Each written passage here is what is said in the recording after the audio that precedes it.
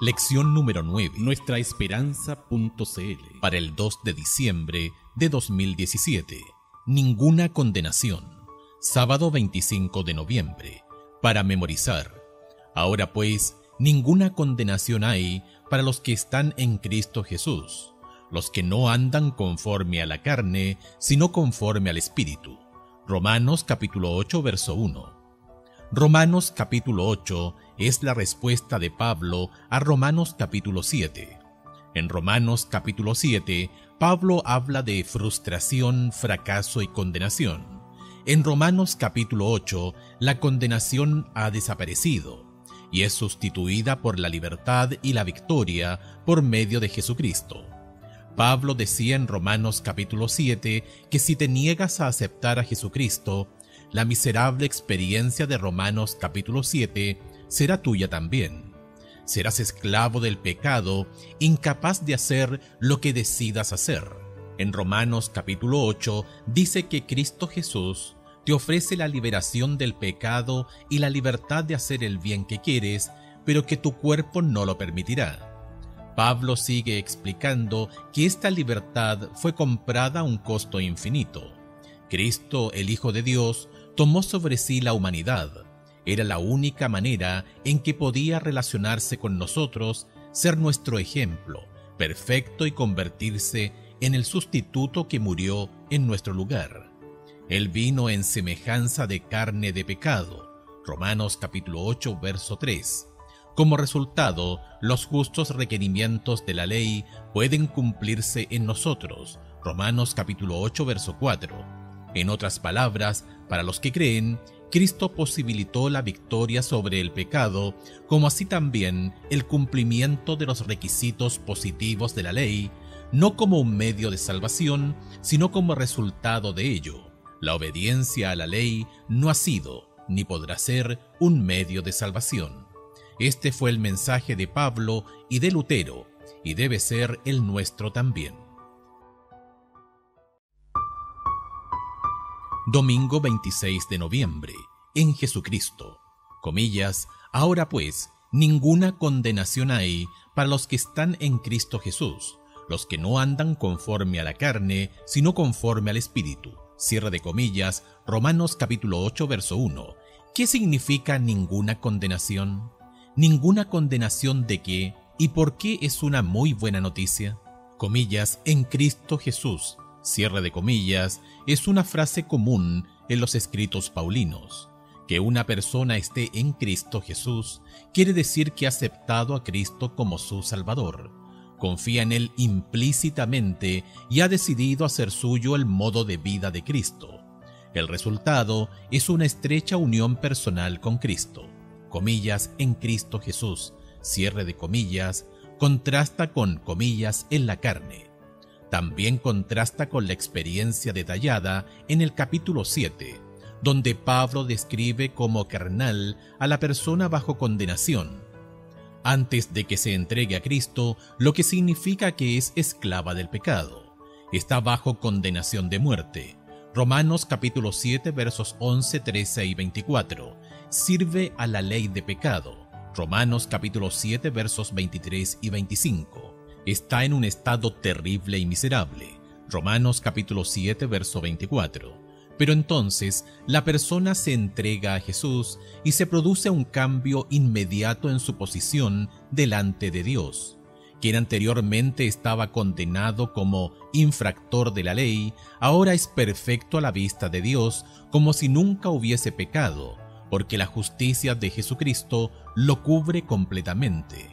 No hay más condenación, no porque la persona sea irreprochable, sin pecado o merecedora de la vida eterna, para nada, sino porque el registro perfecto de la vida de Jesús ocupa el lugar del registro de la persona. Por consiguiente, no hay condenación. Sin embargo, lo bueno no termina allí. ¿Qué libera a una persona de la esclavitud al pecado? Romanos capítulo 8, verso 2. Porque la ley del Espíritu de vida en Cristo Jesús me ha librado de la ley del pecado y de la muerte. La frase comillas, la ley del Espíritu de vida, cierre de comillas, se refiere al plan de Cristo para salvar a la humanidad, en contraste con comillas, la ley del pecado y de la muerte, que en el capítulo 7 se describe como la ley con la que reinó el pecado, cuyo fin era la muerte. La ley de Cristo, en cambio, produce vida y libertad. Comillas, todo aquel que rehúsa entregarse a Dios está bajo el dominio de otro poder, no es su propio dueño. Puede hablar de libertad, pero está en la más abyecta esclavitud, mientras se lisonjea de estar siguiendo los dictados de su propio juicio, obedece la voluntad del príncipe de las tinieblas. Cristo vino a romper las cadenas de la esclavitud del pecado para el alma. Deseado de todas las gentes, página 431. ¿Eres esclavo o estás libre en Cristo?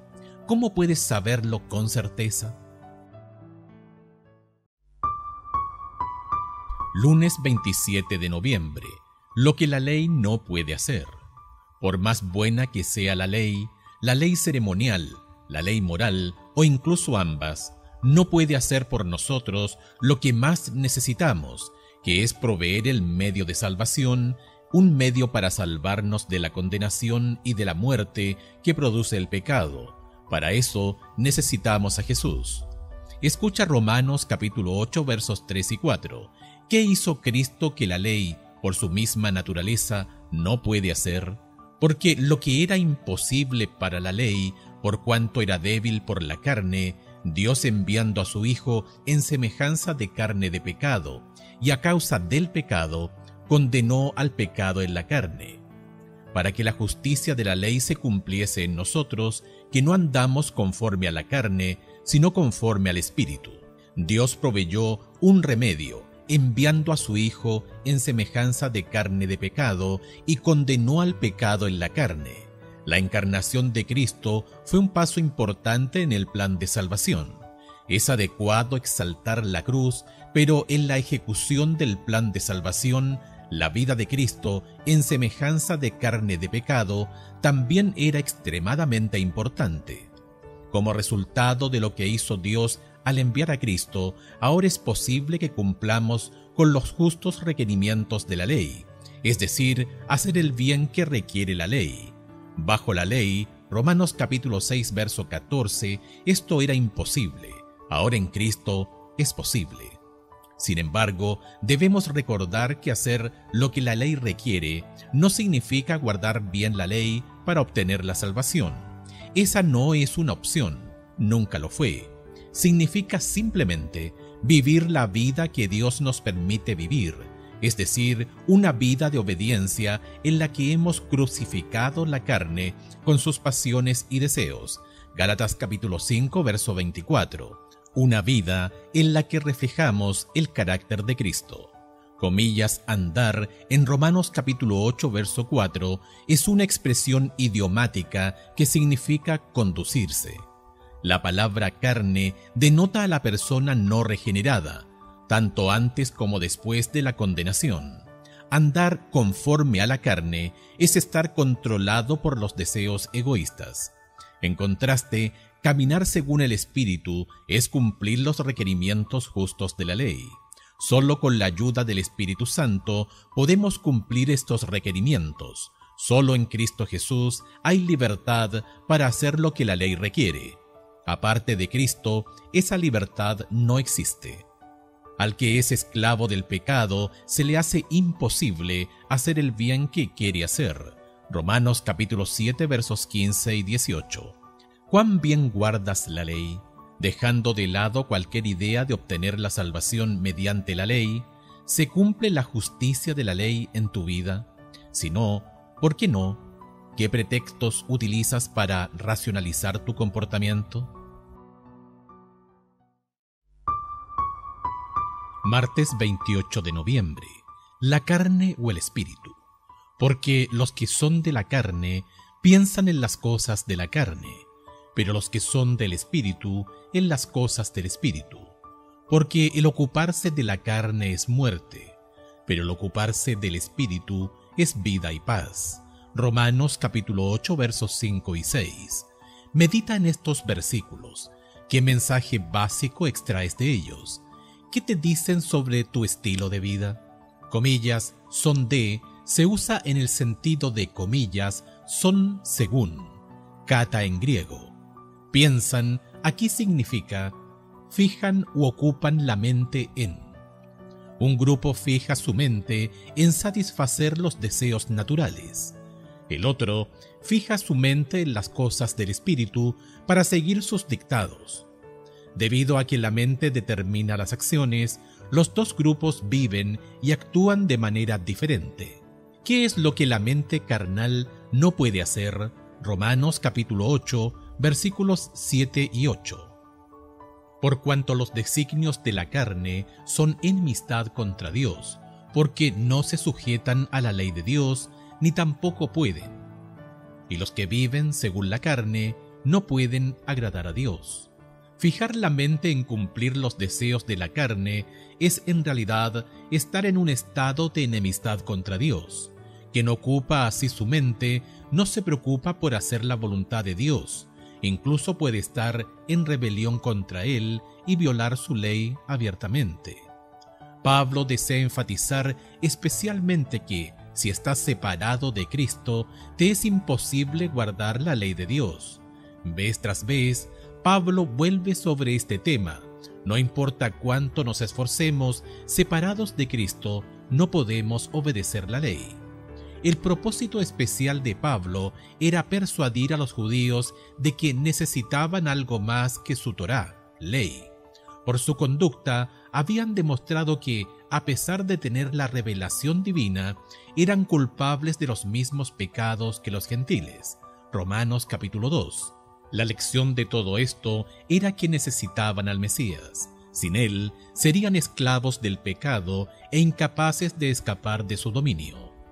Esta fue la respuesta de Pablo a aquellos judíos que no podían entender por qué lo que Dios les había dado en el Antiguo Testamento ya no era suficiente para la salvación.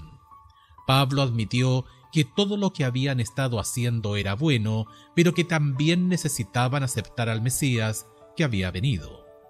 Repasa tus últimas 24 horas.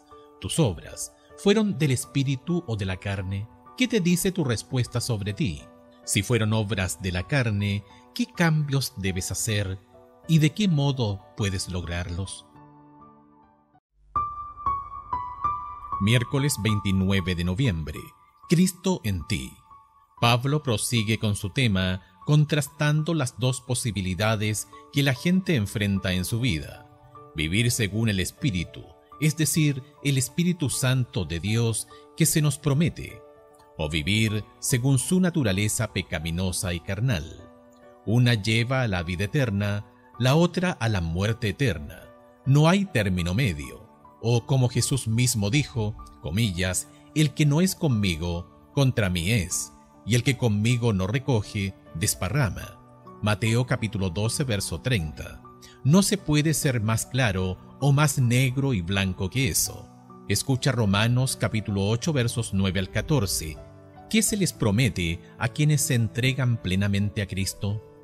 Mas vosotros no vivís según la carne, sino según el Espíritu, si es que el Espíritu de Dios mora en vosotros. Y si alguno no tiene el Espíritu de Cristo, no es de él. Pero si Cristo está en vosotros, el cuerpo en verdad está muerto a causa del pecado, mas el Espíritu vive a causa de la justicia. Y si el Espíritu de aquel que levantó de los muertos a Jesús mora en vosotros, el que levantó de los muertos a Cristo Jesús, vivificará también vuestros cuerpos mortales por su Espíritu que mora en vosotros. Así que, hermanos, deudores somos, no a la carne, para que vivamos conforme a la carne. Porque si vivís conforme a la carne, moriréis. Mas si por el Espíritu hacéis morir las obras de la carne, viviréis. Porque todos los que son guiados por el Espíritu de Dios, estos son hijos de Dios. La vida, comillas, según la carne, se contrasta con la vida según el Espíritu. El Espíritu de Dios, el Espíritu Santo, controla la vida según el Espíritu. En este capítulo se lo llama el Espíritu de Cristo. Quizás en el sentido de que es el representante de Cristo y por medio de él, Cristo habita en el creyente. Romanos capítulo 8 versos 9 y 10. En estos versículos, Pablo retoma una ilustración que usó en Romanos capítulo 6, versos 1 al 11. Figurativamente, en el bautismo se destruye el cuerpo del pecado, es decir, el cuerpo que sirvió al pecado. El viejo hombre fue crucificado juntamente con él, Romanos capítulo 6, verso 6. Pero como en el bautismo no solo hay un entierro, sino también una resurrección, por lo que la persona bautizada resucita para andar en vida nueva. Esto implica ajusticiar al viejo yo, una decisión que debemos tomar personalmente cada día, a cada momento. Dios no destruye la libertad humana, incluso después de destruir al viejo hombre de pecado, todavía es posible pecar. Pablo les escribió a los colosenses: «Haced morir, pues, lo terrenal en vosotros». Colosenses capítulo 3, verso 5. Por consiguiente, después de la conversión, todavía habrá que lidiar con el pecado. La diferencia es que la persona a quien el Espíritu habita cuenta ahora con poder divino para vencer. Además, como la persona ha sido liberada tan milagrosamente de la esclavitud del pecado, se ve obligada a no volver a servir al pecado de nuevo. Medita en esta idea de que el Espíritu de Dios que resucitó a Jesús de la muerte es el mismo que habita en nosotros si se lo permitimos. Piensa en el poder que hay para nosotros. ¿Qué nos impide aprovecharlo como debemos? Jueves 30 de noviembre. El espíritu de adopción. ¿Cómo describe Pablo la nueva relación en Cristo? Romanos capítulo 8, verso 15. ¿Qué esperanza encontramos en esta promesa? ¿De qué forma la concretamos en nuestra vida? Pues no habéis recibido el espíritu de esclavitud para estar otra vez en temor, sino que habéis recibido el espíritu de adopción, por el cual clamamos: Abba, Padre. Pablo describe la nueva relación como una liberación del temor. Un esclavo está cautivo, vive en un estado de constante temor de su amo. Tiene que soportar no obtener nada de sus largos años de servicio. Pero no es así con los que aceptan a Jesucristo. En primer lugar, su servicio es voluntario. En segundo lugar, lo sirven sin temor, porque el perfecto amor echa fuera el temor. Primera de Juan capítulo 4, verso 18. Y en tercer lugar, se convierten en herederos de una herencia de valor infinito. Comillas, el espíritu de servidumbre se engendra cuando se procura vivir de acuerdo con una religión legal, mediante esfuerzos para cumplir las demandas de la ley por nuestra propia fuerza.